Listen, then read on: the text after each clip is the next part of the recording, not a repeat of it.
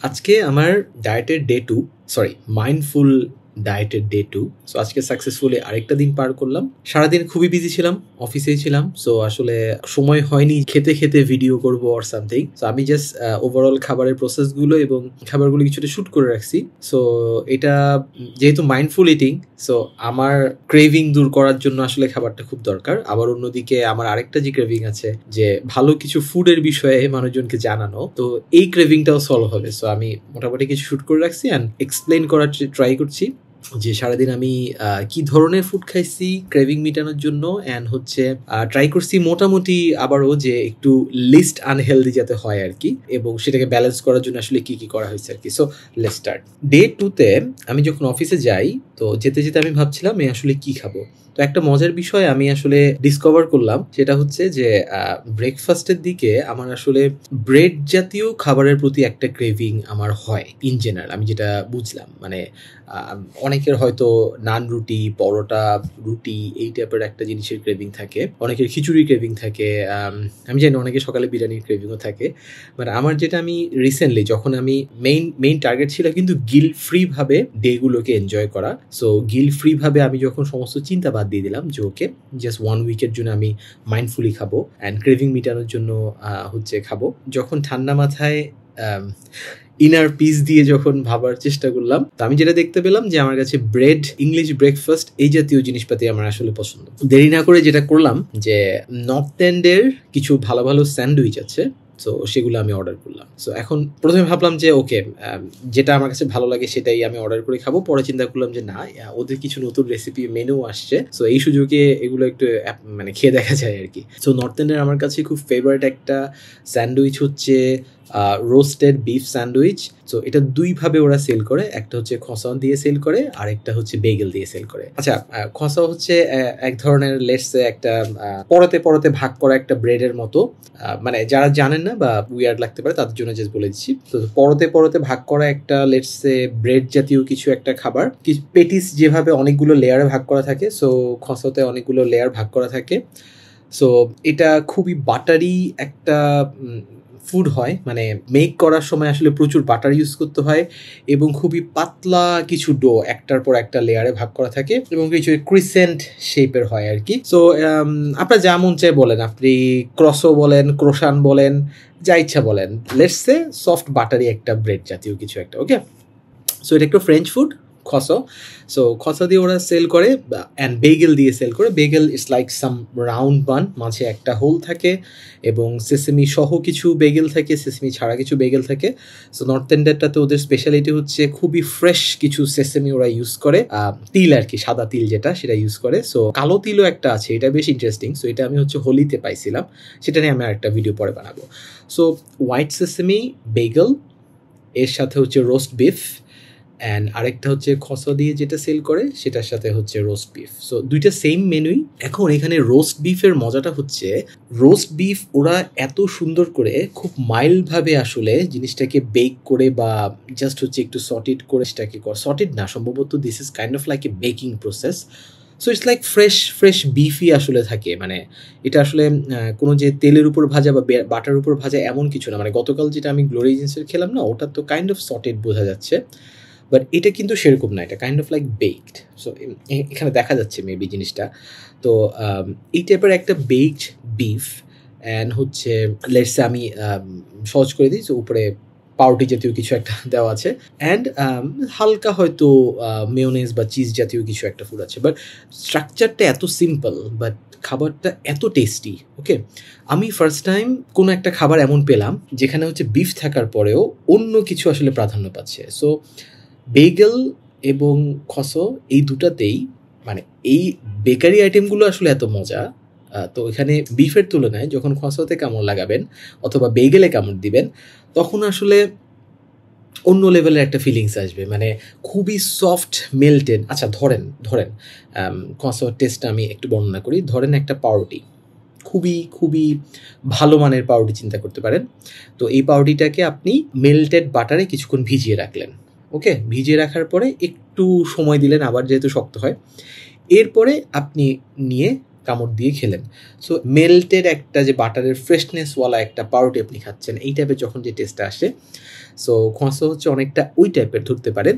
এবং এখানে পাউরুটি তো একটু ধরেন একটা রাফ টেক্সচার আছে এই জাতীয় কিছু, বাট খোঁসোতে আসলে জিনিসটা এত সফট, এত স্মুথ, মানে এত, আমার আবারও খেতে ইচ্ছে হতেছে।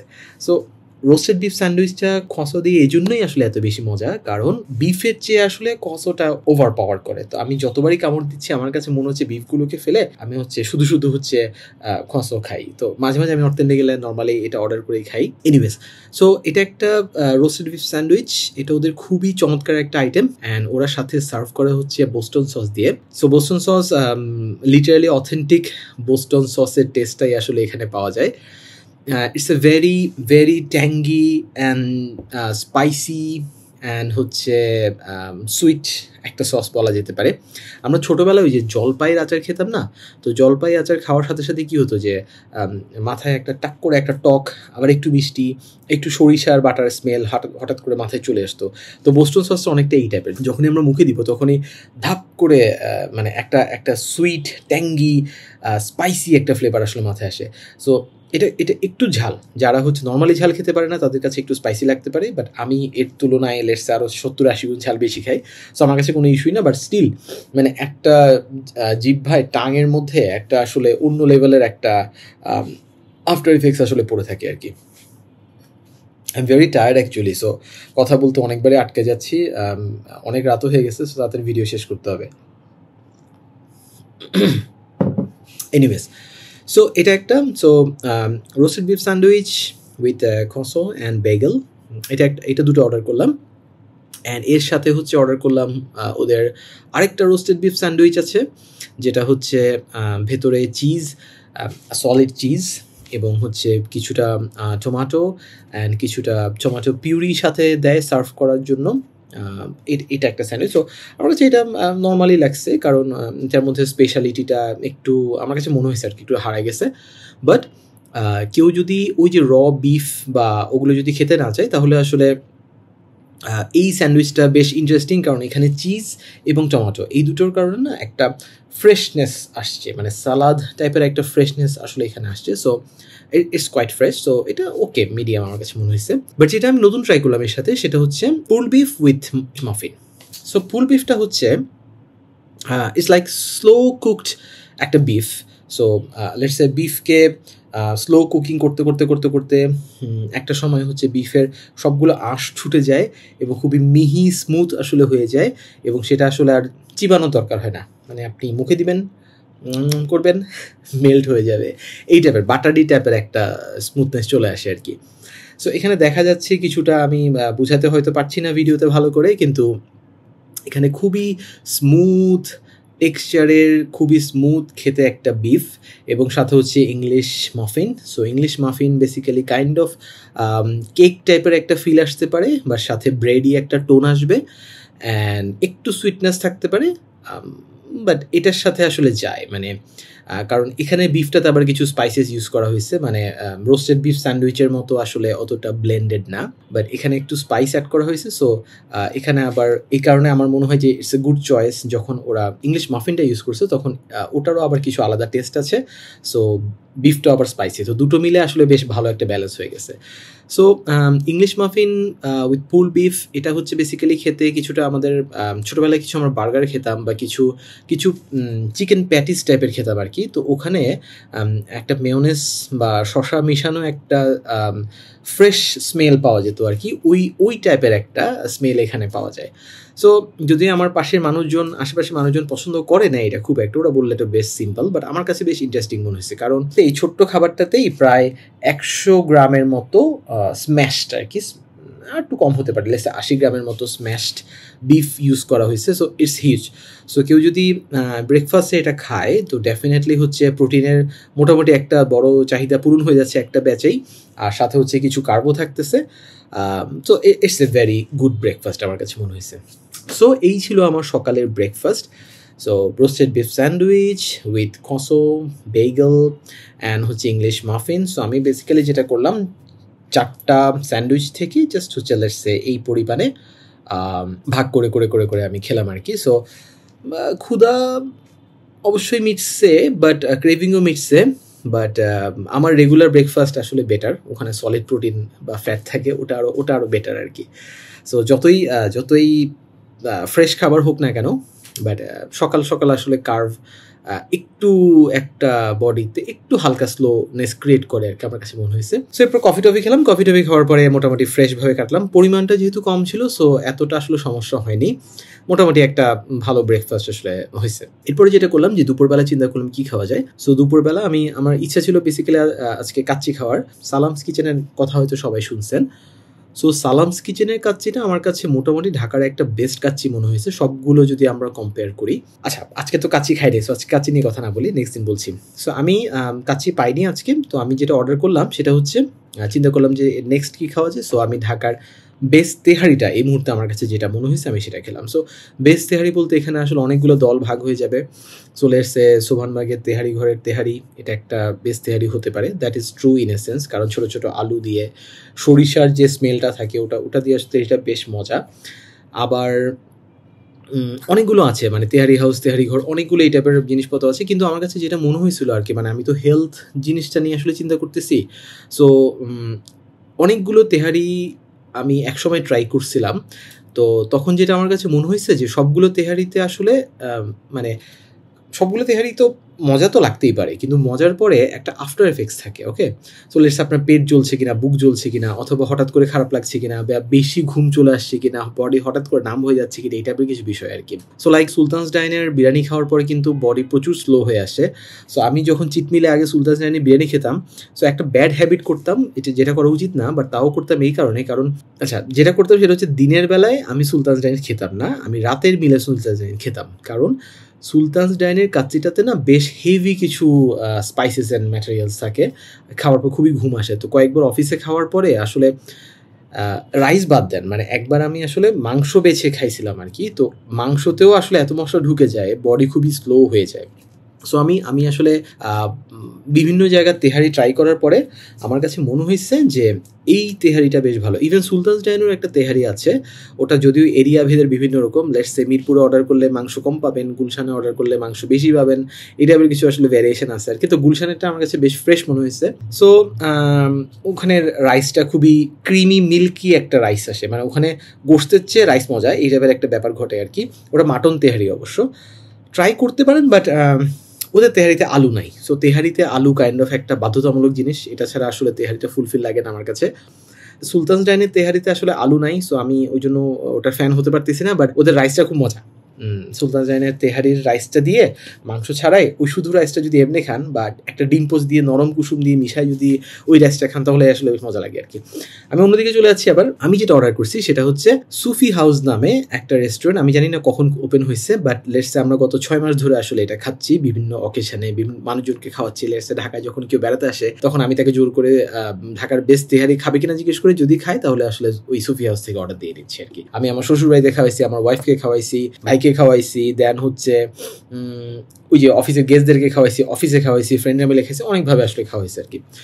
সো সুফি হাউসের তেহারিটা আমার কাছে যেটা মনে হয়েছে, এক নাম্বার হচ্ছে ওদের স্পাইসেসটা ওরা কন্ট্রোল করে, মানে এমন কোনো স্পাইস ওরা আসলে দেয় না যেটার কারণে বডি খুব ইনস্ট্যান্ট আসলে বডি ঘুম চলে আসে বা নুয়ে পড়ে বডি, এই টাইপের কোনো ইস্যু আসলে ওখানে ঘটে না। 2 নম্বর যেটা মনে হয়েছে সেটা হচ্ছে সুফি হাউসের তেহারিটাতে মাংসের পরিমাণ তুলনামূলকভাবে অনেক বেশি।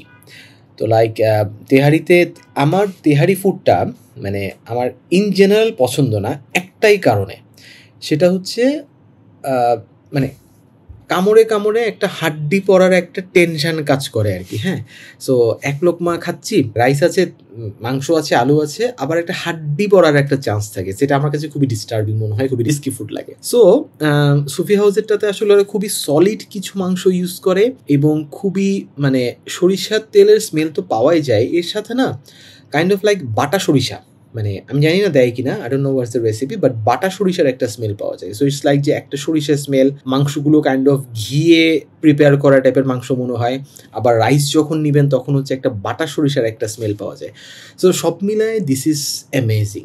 আমি অনেকবার খাইছি লাস্ট 6 মান্থসে, সো আমার কাছে মনে হয়েছে this is very good. And ওদের কাছে একটা শামি কাবাব পাওয়া যায়। সো আমার মতে ঢাকার এই একটা জায়গায় শামি কাবাব এই মুহূর্তে পাওয়া যাচ্ছে, যেটা হচ্ছে জালি কাবাব নামে চালাই দিচ্ছে না, এবং সত্যি সত্যি অথেন্টিক শামি কাবাব রেসিপিটা আসলে করছে আর কি। সো খুবই খুবই ড্রাই একটা কাবাব আসলে শামি কাবাব। আমরা ছোটোবেলায় বিয়ের অনুষ্ঠানে গেলে মাঝে মাঝে কিছু কাবাব দেওয়া হতো, টিকিয়া জাতীয় কিছু জিনিস, তো ওটা বেসিক্যালি ওরা সার্ভ করে। সো বেশ বড় সাইজের মোটামুটি কাবাব, পেট ভরে যায় আর কি। সো শামি কাবাব অর্ডার করলাম, সাথে হচ্ছে তেহারি এবং সাথে হচ্ছে বিভিন্ন সালাদ ছিল। সালাদগুলো যদিও লস প্রজেক্ট ছিল, কারণ খুবই নর্মাল ফ্রেশ সালাদ ছিল আর কি। সাথে কিছু সস ছিল, সসগুলো ওকে এতটা ভালো লাগে নাই, বাট আলু বোখারা চাটনিটা বেশ ভালো ছিল, যদিও ওখানে হিউজ চিনি ছিল। সো আমি এটা খুব খাই নাই, মোটামুটি অ্যাভয়েড করছি। সো তেহারিটার টেস্টটা তো আমি বললাম। এখন আজকে আমি একটা দুর্লভ বিষয় ঘটালাম, সেটা হচ্ছে ফার্স্ট টাইম, আমি এটা শুনে আসছি অনেক আগের থেকে, বাট কখনো নিজে অ্যাপ্লাই করি নাই। সেটা হচ্ছে ডায়েটিশিয়ানরা অলওয়েজ বলে যে বিরিয়ানি, পোলাও, কাচ্চি, তেহারি এগুলো খাওয়ার সময় যেটা করতে হবে, মানে এতটুকু পরিমাণ আমরা যদি রাইস, মিট এগুলো খাই, তাহলে এত পরিমাণে বেশি করে আসলে সালাদ খেতে হবে আর কি। সো আমার কাছে অলওয়েজই মনে হচ্ছে যে বিরিয়ানি খাবো না, সালাদ খাবো, সালাদের টেস্ট কেমন লাগবে, কী লাগবে। So I was full prepare today actually. So আমি আগে সালাদ অর্ডার করি। সো লাইক যে শসা, টমেটো, দেন হচ্ছে 3 ধরনের ক্যাপসিকাম, দেন হচ্ছে আর কি ছিল, শসা, টমেটো, 3 ধরনের ক্যাপসিকাম, ওকে এই ছিল সম্ভবত। সো এগুলো দিয়ে মোটামুটি এক প্লেট, লেটসে বড় বড় হাতের 2 মুঠ সালাদ আসলে রেডি করি। হালকা পিঙ্ক সল্ট ছিটাই নেই। সো সালাদটা খেতেও ইটসেলফ মজা লাগছিল। দেন হচ্ছে আমি যেটা করলাম যে প্রথমে 1-2 লোকমা আমি তেহারি ট্রাই করলাম, জাস্ট র টেস্টটা পাওয়ার জন্য আর কি। এরপর যেটা করলাম, প্রতিটা বাইটই আমি যদি 1 ভাগ যদি আমি তেহারি থাকে 1 লোকমাতে, তাহলে আসলে বাকি 2 ভাগ সালাদ। তো এভাবে করে ব্যাপার যেটা ঘটলো যে ওই ক্রেভিংটা তখন থাকে না, মানে সালাদের সাথে যখন থাকবে তো রাইস, বিফ, কিছু ফ্যাট, কিছু অ্যারোমা, ফ্রেগরেন্স এগুলোর সাথে আবার সালাদের একটা ফ্রেশনেস, সব মিলিয়ে আমার কাছে বেশ ভালো একটা কম্বিনেশন মনে হয়েছে। এবং যখন এভাবে এই স্টাইলে যখন আমি কনজিউম করতেছিলাম, তো প্রথম কথা হচ্ছে ভারী ফুড যত হালকাই লাগুক না কেন, খাওয়ার পরে সাইড এফেক্ট থাকুক না থাকুক, কিন্তু একটা মিনিমাল লেভেলে তো আসলে আপনার ঘুম আসবেই বা একটা টায়ার্ডনেস লাগবে। বাট আজকে আমার কাছে এই সালাদ দিয়ে খাওয়ার স্টাইলটা এত ভালো লাগছে যে ওই যে এই ফ্রেশনেসটার জন্য একে তো ক্রেভিং হচ্ছে না, মানে অতিরিক্ত খাবার ক্রেভিং হচ্ছে না। সো আমি খুবই অল্প পরিমাণে তেহারি নিয়ে স্যাটিসফ্যাকশন নিয়ে আসলে তেহারিটা আমি খাইছি। অ্যান্ড সাথে এতগুলো সালাদ খাওয়ার সময় আসলে একে তো ক্ষুধাও ছিল, তো সালাদগুলো গাটসে পড়তেছে। তো দিস ইজ ভেরি ফ্রেশ, এবং হচ্ছে একটা এনার্জি পাওয়া যাচ্ছে, ফ্রেশনেস মনে হচ্ছে, এবং সাথে হচ্ছে তেহারির অ্যারোমার সাথে ব্লেন্ডেড হয়ে খুব সুন্দর একটা আসলে স্মেল আর কি। আপনি ধরেন একটা বিয়ে বাড়িতে গেছেন, যাওয়ার পরে আপনি হাত ধুচ্ছেন সাবান দিয়ে, হ্যাঁ, ওই যে কাউন্টারগুলো থাকে না, সামনে আয়না, নিজের চেহারা দেখলেন কিছুক্ষণ সব ঠিক আছে কিনা, সাবান দিয়ে হাত ধুচ্ছেন, আশেপাশে দেখছেন কে কি আছে, মানুষ এসে জিজ্ঞেস করছে খাওয়া দাওয়া করছেন কিনা, আপনি বলতেছেন হ্যাঁ ভাই এখন খেতে বসতেছি। সো ওই সময়ে রান্নাঘর যখন হালকা দরজাটা ফাঁকা করে ওয়েটার যখন জোরে করে 1 বাটি পোলাও নিয়ে আসে, 1 বাটি রেজালা নিয়ে আসে, এই সময়টাতে না রান্নাঘর থেকে হিউজ একটা শসা, টমেটো, পেঁয়াজের স্মেল আসলে পাওয়া যায় আর কি। সো বুঝাতে চাচ্ছিলাম যে এই ফ্লেভারটা আসলে ওরকম, আপনি যখন পোলাওয়ের সাথে মানে তেহারির সাথে মাংসের সাথে যখন সালাদ মিশিয়ে খাবেন, তখন চোখ বন্ধ করে খেলে আসলে আপনি মনে হয় আপনি বিয়ে বাড়িতে বসে আছেন, এবং সেই অ্যারোমাটা আসলে পাওয়া যায়, প্রচণ্ড ফ্রেশনেস একটা জিনিস আর কি। এনিওয়ে, সো তেহারি খেলাম এবং খুবই খুবই খুবই আরাম করে খেলাম। আমি ভাবছিলাম যে এর সাথে চিকেন ব্রথ বা কিছু একটা খাবো, পরে দেখলাম আসলে এত পারফেক্টভাবে পেটটা ভরছে এবং ক্রেভিংও এত সুন্দরভাবে আসলে মিটছে, সো এটার সাথে আসলে দরকার নেই আর কি। হ্যাঁ, আর ওদের একটা জাফরান পোলাও ছিল, তো আমি আমার ফ্রেন্ডের জন্য অর্ডার করছিলাম।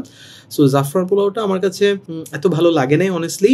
জাফরান পোলাওটা আমার কাছে খেতে কিছুটা মনে হয়েছে, আচ্ছা হরলিক্সের একটা কেসার বাদাম ভার্সন বের করছিল না অনেক আগে, যেখান থেকে প্রচণ্ড জাফরান বাদাম টাইপের স্মেল কতগুলো আসতো, তো আমার কাছে ওদের পোলাওটা মনে হয়েছে যে ওই হরলিক্স কেসার বাদামে রান্না করা একটা পোলাও, যেখানে ফেক কিছু জাফরানি কিছু স্মেল পাওয়া যাচ্ছে আর কি। এটা আমার আসলে খুবই কমপ্লেন, মানে জাফরান এত দামি একটা খাবার, এটাকে সব খাবারের ভিতরে এমনি করে দেওয়ার তো কোনো মানে হয় না, তাই না?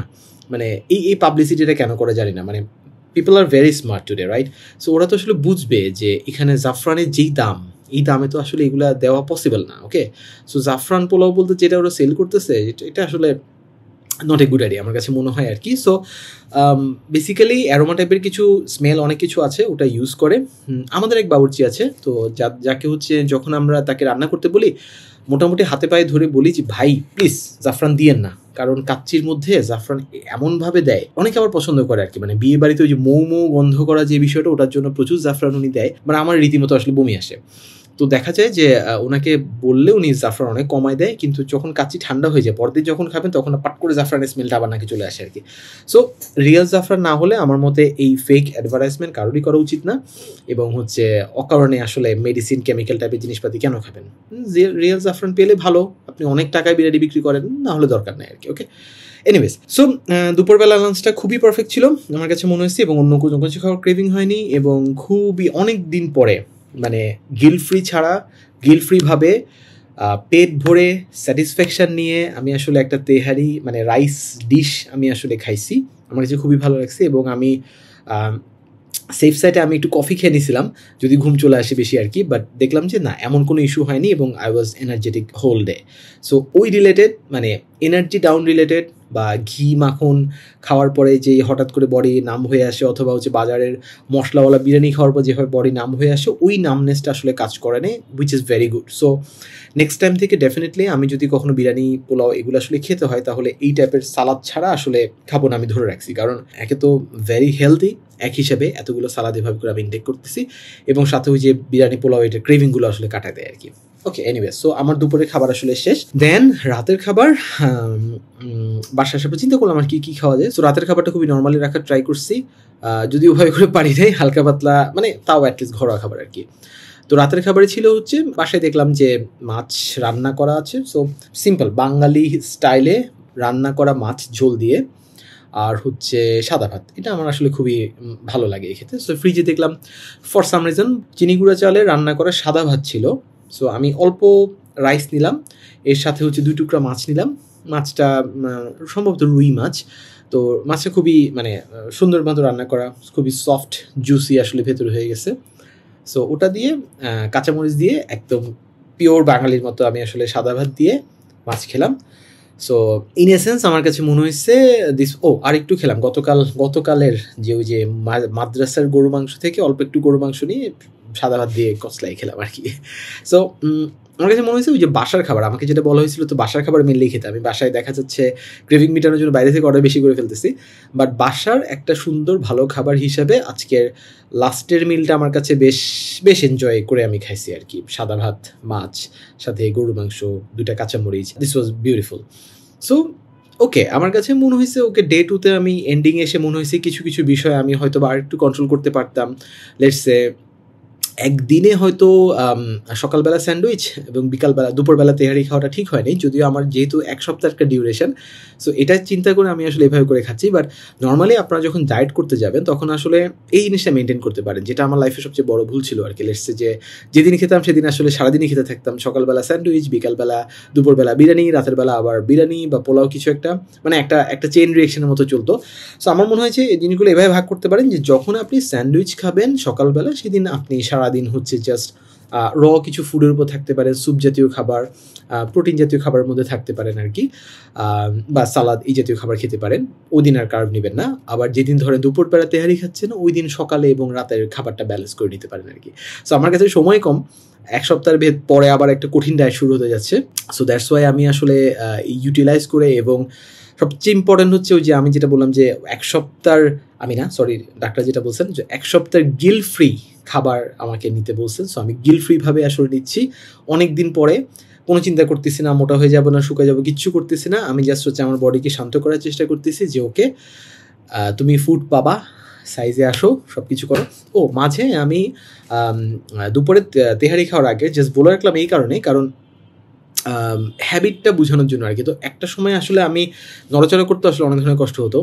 সো যখন জিম, এক্সারসাইজ এগুলো যখন হ্যাবিটে নিয়ে আসলাম তখন না মানে জিমে না গেলে বা এক্সারসাইজ করতে না পারলে বা কারাতে করতে না পারলে তখন খুবই অস্বস্তি লাগে আর কি। সো দুপুরবেলা আমি যেটা করলাম অফিস আওয়ারে কিছু এক্সারসাইজ করে নিলাম। লেটস সে যে আমি 50 to 60 রেপসের মতো হচ্ছে টোটাল কয়েকটা সেটে আর কি 3-4টা সেটে ডাম্বল কার্ল সিম্পলি করলাম। দেন হচ্ছে সাইড ল্যাটারাল রেইজ যেটা ওটা করলাম। এই ওভারঅল আর কি। ওভারঅল সব কিছু মিলে আমার কাছে 10 থেকে 15 মিনিটের মতো আমি এক্সারসাইজ করি। সো অফিসেই জাস্ট এবং ব্যাপারটা খুবই ক্যাজুয়াল আসলে রাখছি। লাইক যে যেকোনো সময় যেকোনোভাবে যে এক্সারসাইজ করা যায় মেইন টার্গেট হচ্ছে এটা। So I didn't change actually. So আমি অফিসের যেই ড্রেস পরা ছিল, সো লাইক অফিসের শার্ট, অফিসের জিন্স এগুলো দিয়ে আসলে আমি এক্সারসাইজ করে ফেলছি চট করে। কারণ আবার ট্রাউজার পরবো, জানি এটা করবো এটা করবো, অনেক প্রিপারেশন লেগে যাবে। মানে এভাবে করে না ওই যে বডি ইউজ টু হয় না আর কি। সো যেহেতু ছোট্ট একটু করে এক্সারসাইজ করতে যাচ্ছিলাম এবং এটার জন্য আসলে চেঞ্জের দরকার নেই, সো আমি যেটা করছি যে ওই ড্রেসেই আসলে করে ফেলছি চট করে, যাতে আসলে এক্সট্রা কোনো হ্যাসেল না থাকে। সো এটাই জন্যই বললাম যে এক্সারসাইজ এবং হচ্ছে জিম অথবা যে কোনো ধরনের ফিজিক্যাল মুভমেন্ট এই জায়গাগুলো একটু ফ্লেক্সিবল একটা এনভায়রনমেন্ট আসলে ক্রিয়েট করে রাখতে হবে। যখন মন চাইলেও আপনি হচ্ছে কিছুটা ওয়ার্ম আপ করে কিছুটা হেভি এক্সারসাইজ বা কিছুটা সিম্পল এক্সারসাইজ করে ফেলতে পারেন আর কি। সো এটা বেশ আসলে কাজ দিবে। আদারওয়াইজ দেখা যায় যে অনেক সময় হয় না, মানে সিচুয়েশন এমন হয় বা এনভায়রনমেন্ট এমন হবে, এটার কারণে আসলে এক্সারসাইজটা করা হয় না আর কি। সো এটা জাস্ট একটা এক্সাম্পল হিসাবে বললাম। সো আমি প্রায় সময় এই কাজটা করি আর কি। অফিসের বিভিন্ন এনভায়রনমেন্ট এমনভাবে সেট করা আছে এবং বাসার বিভিন্ন এনভায়রনমেন্ট এমনভাবে সেট করা আছে, যদি দেখা যায় কোনো কাজ পাচ্ছি না বা হচ্ছে বোর লাগছে বা ডিপ্রেশন মনে হচ্ছে, ফ্রাস্ট্রেশন মনে হচ্ছে, দেন হচ্ছে কিছুটা ফিজিক্যাল এক্সারসাইজ করলে যেটা হয় বডির অক্সিজেন লেভেল ফিক্স হয়, দেন হচ্ছে বডি অ্যান্ড মেন্টাল একটা কানেক্টিভিটি আবার ক্রিয়েট হয়। সো সব কিছু মিলিয়ে খুব ভালো একটা ফ্রেশ আউটপুট আসলে পাওয়া যায়। এই হচ্ছে ওভারঅল কথা। সো আজকে সারাদিনের মিল বললাম তো স্যান্ডউইচ, বিফ তেহারি অ্যান্ড হচ্ছে রাতের বেলা মাছে ভাতে বাঙালি আর হালকা বিফ। এটা দিয়ে আমি আসলে 3 বেলা খাবার খেলাম এবং খুবই তৃপ্তি সহকারে স্যাটিসফ্যাকশন দিয়ে খাবার খেলাম। আজকের খাবারে কিছুটা প্রোটিনের চাহিদা হেরফের হতে পারে, কারণ ওভাবে আমি যতটা সলিডভাবে প্রোটিনটা নেই, ওটা প্রোটিন অনেক কম ছিল, পারলে ফ্যাট আরও একটু বেশি ছিল এবং হচ্ছে কার্ব একটু বেশি ছিল। বাট মাইন্ডফুল খাবার হিসেবে I can live with that. So next কালকে হচ্ছে ফ্রাইডে। সো আমি জানি না, কালকে সারাদিন বাসায় খাওয়ার প্ল্যান। সো দেখি কালকে বাসায় কী খাওয়া যায় অ্যান্ড ভালো কিছু মিল প্ল্যান নিয়ে আপনাদের সামনে আসবো।